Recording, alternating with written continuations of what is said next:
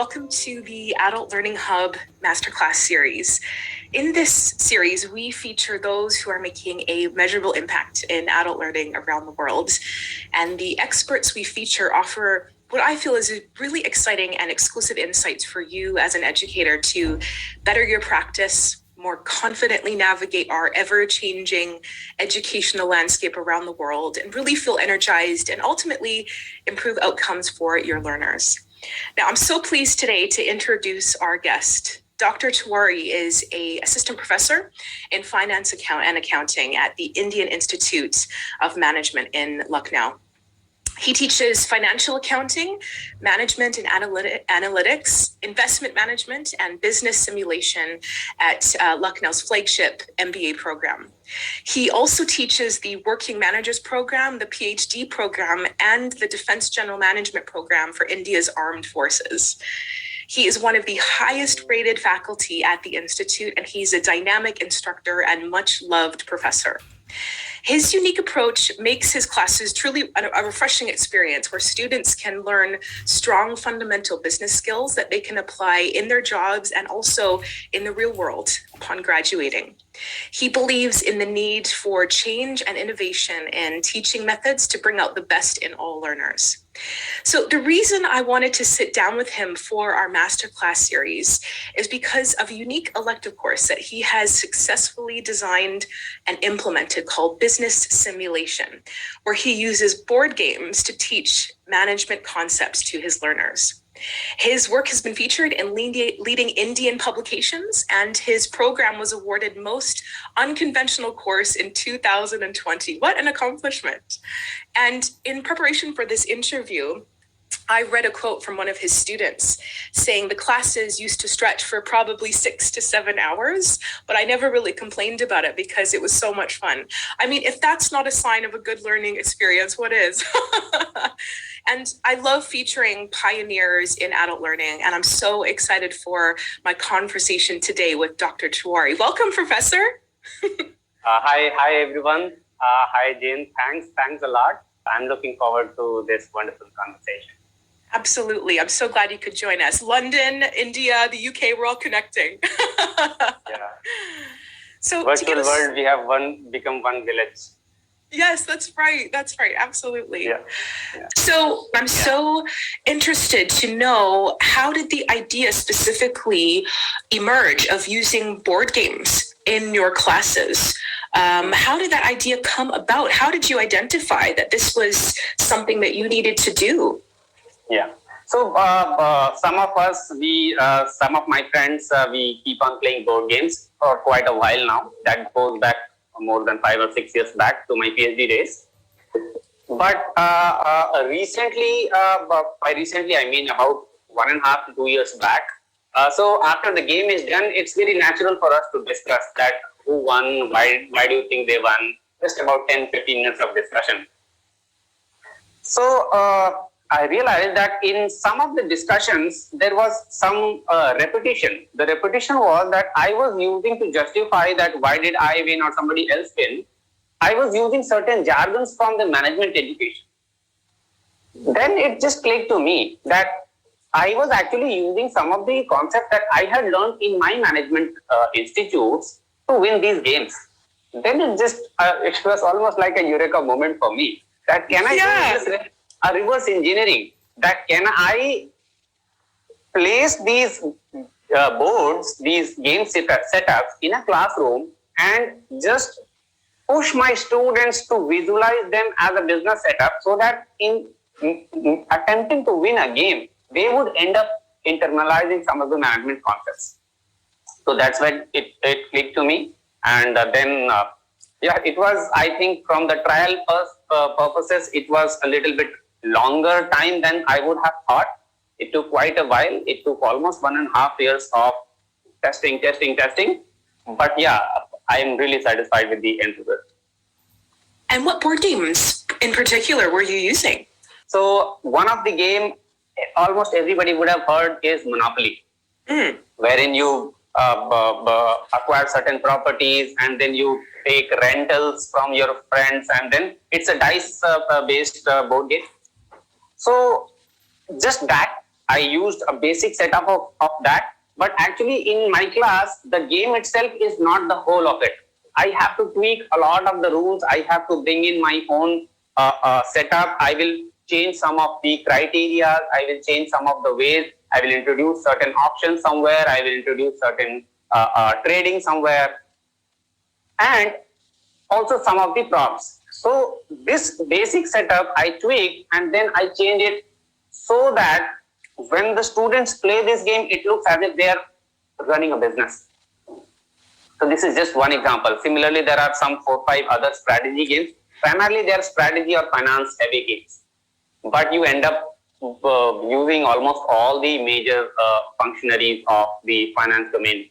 You end up using your negotiation skill. You end up using your team management skill. You end up using your marketing or pitching or identifying your market and whatnot. Yeah. Right. So they're learning finance skills, negotiation skills, and I think it's fascinating how, you know, in our day-to-day lives, you were so observant and you made that connection to think like, wow, this game with my friends, you know, you said you spent some time sort of reflecting who won, why did they win? And now you're translating that into a business class where they're learning those fundamental skills, but they're learning that in a sort of informal way, which is really interesting. Yeah, not only informal way, I would say it's more of, so the traditional learning is more of a theoretical side. The kind of analogy I like to give is that let us say you go to a class and then they show you that, look, this is a steering wheel, that is a clutch, that is figure of a gearbox, and that is a figure of a brake. And now tomorrow you are given a car and you need to drive on a highway. You can imagine how scared you would be. My endeavor is only that before you put them into such a high stake world, the stakes are really high because we are top management schools. And when people hire the students from here, the graduates from here, they are directly put into the driver's seat where the stakes are really high and one wrong decision can even question the survival of a business. So the cost that you would incur of making a mistake, it is not only going to be very heavy for you as an individual, your own career, but you may endanger an entire organization. So it only makes sense that when the world is so dynamic, at least give them some flavor. That it's almost like send them to a driving school where a professor is sitting next to them. They are hand holding them when they are driving this car and pushing that brake and clutch and accelerator, so that when they just move out of the business school, they feel much more confident that not only I have theoretical knowledge, I also internalize the trade-off.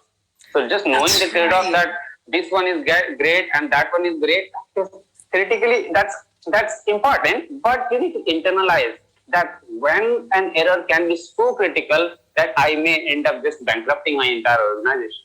Yeah, so it puts them in the driver's seat immediately and they have the safety of you as their instructor, giving them feedback, help, and support, and internalizing those really important fundamental business skills.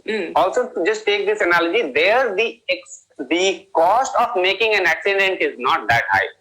At max, what will happen? You will lose the game in a classroom, right? So you understand that in real life, what would be the end result? You will end up losing billions of dollars of the investors. Yeah.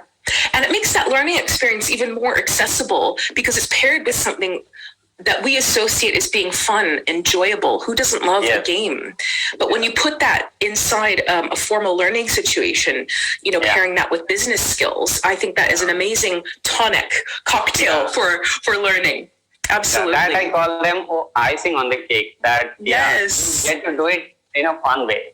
Yes, absolutely. So how did you prepare for the launch of this new teaching methodology approach? How did you prepare for this in a classroom settings? You know, how did you know that this was going to work? Okay, so I did a lot of trials. In fact, sometimes I feel that simulation part of the course name of business simulation, the main part of simulation was pre-launch of the course rather than actually inside the course itself. because I simulated enough number of times these situations. I tried and tested, because see, the main reason of the issue was that these games were not made for keeping a classroom learning in mind. These were made for fun. So the way game works, the way its objectives are, somebody wins and loses and then you go home. How to tweak this, how to incorporate, so that, for example, let us say you and I, and along with one more of our friends, sit to play a board game. We may end up playing it differently, but if we play, the same person plays with another group, you may end up playing it completely differently, right? So the point is that if you thought that, let us say I want to give you this concept, let's say the concept of negotiation in this particular game, but the way Jane and Mrityunjay played this game, they did not even indulge in negotiation. They kept on playing on their own. So you would see that the point you wanted to discuss did not even arise. So what do? So you need to tweak these games. Also, you need to balance these games. So that is why a lot of trial and testing happened. And during the trial, did you do some kind of reflection after they finished playing the game? Yes. Otherwise, it wouldn't make sense. I requested them that please sit and tell us that what do you think. For most part, I took help of all my friends and family here on campus, and most part I requested the students themselves that please come. Those who had not taken my course, that please come and just give me whatever your thoughts are. So a small bit of reflection on what happened, and that's when I kept on getting that these kind of points are getting repeated in this game. So maybe to illustrate this particular business aspect, it is best to use this game. Right. So based on their reflections, you kind of refined your method a little bit more. That's a very informed way of doing things. I think it's quite interesting. Now, how did you get buy-in from your internal stakeholders in management? How did you convince them that this was going to work? The reason I ask this question is because our audience, they work in a number of different settings, in academic institutions, corporate environments, and they're adult learning professionals who sometimes need to work with our internal stakeholders if we want to introduce a new teaching technique or approach. So how did you convince or work with your stakeholders to get this up and running? So that's very interesting, because what I feel is that it's really amazing for me that I had the same apprehension before I presented it in front of the management. But it was surprisingly smooth, and in hindsight now I think that maybe a need for this kind of a course had long arisen. And if somebody is addressing them, I think the management was really ready to put their trust in me. That go ahead and give it a try. If it fails, no problem. So I think that's when it came to me as a very pleasant surprise. And is it true that your classes can sometimes last for up to 6 to 7 hours? Yeah, actually it is true. Unfortunately for my students, I don't want to scare you away, but it's so fun that you wouldn't mind at all. So some of the games, yes, because it also depends upon the speed at which, so see, when we, let us say 4 people sit to play a game, 5 people sit to play a game, only 5 people are taking decisions. But what was happening in a business simulation is that these 5 people were actually represented by a team of 5 each. So just to take one decision, 5 people need to agree to one particular move.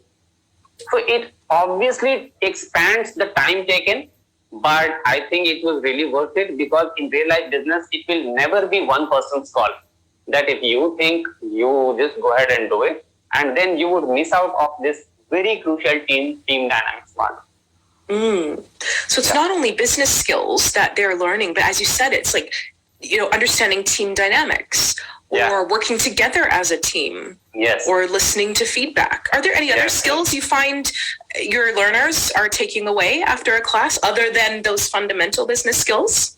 Yeah, so I'll go to that a little bit later. I'll just mention one anecdote. So in fact, there were plenty of incidences where a team lost not because they were taking wrong decisions, just because they could not come together as a team. So that's when it's like one thing for somebody to teach for example, in an HR class, that if your team is not cohesive, you might start missing out on a lot of things, and maybe you will start facing danger to your survival. So just listen to this sentence and then watching that, yeah, we were fighting, but this team was really moving in one direction really smooth and they won. So then the kind of learning that happens is completely at a different level. I say that now you internalize the concept rather than just know them that they are there. But yeah, as you said, that other soft skill, yes, negotiations, the way you present an offer to your counterpart, that counterpart can be your supplier or your competitor. So if you give them, for example, if you give them such a strict bargain that it doesn't make sense for them, and then you are hoping that in bargain we will meet midway, it doesn't happen that way, because then the other party will be turned off, that they might not even want to deal with anything with you. I said that give them an offer which is not only good for you, but it is really good for them as well. Only then they will even consider what you're speaking. So these kind of negotiation skills, then the way you present a deal, it's not just the content of the deal or the extent of the bargaining you are going to give, but also the way you present. Also the kind of aggression you want to exhibit in front of people. Also, if you are, for example, if you think always it will be happening that in your business there are competitors, right? So sometimes also the perception plays a lot of role. So you don't want to project yourself as that person. So this kind of a learning you cannot give in sentences. You need to show them that, look, everybody started going against you simply because you went ahead too aggressive right in the beginning. So these kind of learnings, that a lot of soft learnings are there. Yeah. Yeah, and that learning can only happen through experience, can't it? Yes. You know, in a real life business scenario, which is what you're simulating in your classes through these board games. Yeah. And do you give feedback to students or learners in the moment, or do you wait until after the game is done to go through maybe a series of questions, like why didn't this go the way that you had planned? Yeah. Or what did you notice about your participants or fellow classmates? Just very rarely, if I see that some very peculiar situation has happened, and I don't think that people will remember it at the end of the game, so then I just tell them to pause a bit, and then I explain, I ask questions that what do you think, what's going on? But that is very rare. But most of the learning happens at the end, because it is, people have just played a game, and in a game the problem is that because you are so involved, or rather I should say the advantage is that you were so involved that you remember everything that happened. So it's so easy for me to just give them that, look, this particular move, that person was offering you this kind of a deal and you said no. So, most of the discussion happens at the end of the game. Yeah. And they can immediately recall what they've done and how it felt, the impact that it had not only on them, but their other players. And I think that's smart, doing the reflection immediately afterwards. It's kind of like striking when the iron is hot, so to speak. To really solidify that learning. And that is also why my classes extend that long. Because not only you need to learn how to play the game, you have to actually play it, and then you have to sit for a discussion. Absolutely. Unfortunately, I cannot break it anywhere. You cannot play it today and you can discuss it tomorrow. It just doesn't have that much of a impact. I can see when the games are happening, as you said, you almost don't want to interrupt, because it's like they're in this state of flow. There's something that's really cool, I can imagine, that's happening as they're playing together, getting a bit competitive, and you don't want to interrupt. So what's your experience been teaching this class in this way? How have you felt as an educator? I can imagine you might feel really empowered, but I'm curious to know, what have you experienced facilitating? I would say that more than empowered, the word I'm looking for is contentment. That when you give something in theory and you have just made them understand, there is a level of contentment. But the level of that contentment goes multifold higher if now you are sure that not only they have learned it, they have internalized the implication that what happens if you don't do it.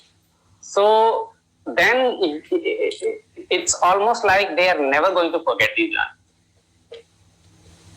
That's right. I think that's a key point, is they've internalized as a result of this experience. And they'll never forget it. Yeah. I mean, this is going to be a story that they share with their grandchildren probably 20 years from now because it was so impactful. So at the Adult Learning Hub, we serve adult educators, practitioners who work in many different settings, online, face-to-face environments, corporate and academic institutions. So I'm curious to know, what do you hope your style of teaching communicates to educators worldwide? Are there some tips that you might offer educators to take away from your approach if they want to try it? So one thing from my experience, I would say is that sometimes we are more doubtful of our own capabilities and we ourselves try to overanalyze it. I would say that just give it a try and at least whatever idea you have, present it in front of people. Absolutely. And it sounds like you have a real spirit of experimentation, treating it as research, that it's okay to fail in a small environment that you're testing in, but use that to drive, your approach to a more bigger setting. And sometimes I also do feel that we have given way too much of importance only to the academic research. Sometimes we should give due importance as a fraternity of the academicians. So we should also give a very due importance to these kind of innovations which are on ground.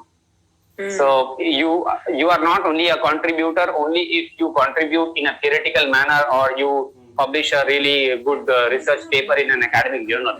If you have if you have solved a complicated issue of moving from, let us say, theory to practice, you have built that gap. I think that should be a contribution that should be recognized as equally or as importantly. That's why I think it's so important. We have platforms like this to share what's going well and how instructors, practitioners are bridging that gap between theory and practice. So do you have plans to take this beyond your immediate setting in Lucknow in India to other business schools around the world, perhaps? So I would really, I'll be glad to collaborate with any business school anywhere across the globe.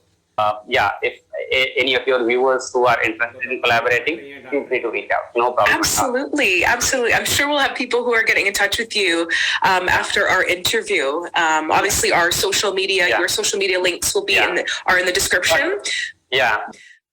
But conceptually speaking, I can see that in no time, this would be an inherent part of the MBA curriculum across the globe, not only in India. In no time, people would want to implement this in their own form, or they can reach out to me and then we can share the learnings. But this is such a crucial gap that must be bridged. And now if one has a way that I have shown that in this manner we can bridge the gap, I think that should be a really easy for people to just implement it in their own schools. Yes, and it's such a case for practitioners meeting on a regular basis to discuss, I'm working on implementing this new teaching approach. I am as well. There's a case for collaboration here and peer-to-peer learning with people who want to implement this kind of approach using games, using play in adult learning. So at the end of any interview that I do, Dr. Tiwary, I always ask my experts, so what are the 3 things that you know to be true about learning in adulthood? What are sort of 3 things that you know based on your experience about those who are learning something new in their adult years? We think one first important thing is that human beings are by nature inquisitive. You don't have to push them to learn. By nature, they want to learn. It's just that you have to make them realize that why that is important thing for them to learn. You need to tell them that why it makes sense for them to learn, and then you just need to deliver. So this part of the anxiety that a lot of people crib about, that today's generation is not interested in learning. No, they are more interested in learning. It's just that maybe they are not interested in rote learning. They are not interested in mugging up formulas and reproducing them in exams. They are interested in that, why am I learning it? If you answer that question, then they are really in, they really value if they learn something. That is point number 1, is that adults are as inquisitive and eager to learn as children.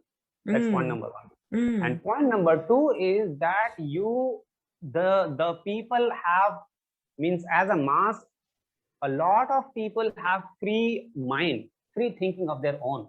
So basically, you don't need to work to make them realize that they should learn. They already have this. For example, the most difficult challenge was for me in this business simulation was that for my participant, for a moment, it shouldn't look like that this is just any course, you play a game and go sit at your home and you just pass some time in a happy manner. No, it's not a replacement for your evening party. It's a replacement for your classroom learning.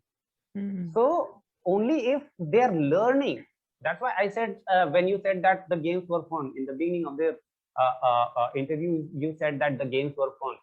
I said that as an icing on the cake. This is not the cake itself, right? Right, exactly. Exactly. Yes. Yes. The cake is learning. Fun is the icing. Yeah. So it cannot be vice versa.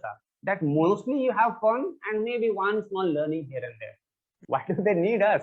So that we can give a lot of learning in a capsule form. That in a short span of time, their return on time invested is a lot. And the third part would be that it would be more from the instructor's perspective than from the learners. That I think it really puts them at ease if you just make yourself available to them. Yeah. But it really puts them at ease that I am not left on my own. Whenever I have an issue, there is a way where I can get the issue resolved. So these are the three things I would say that are key to the way I approach adult learning.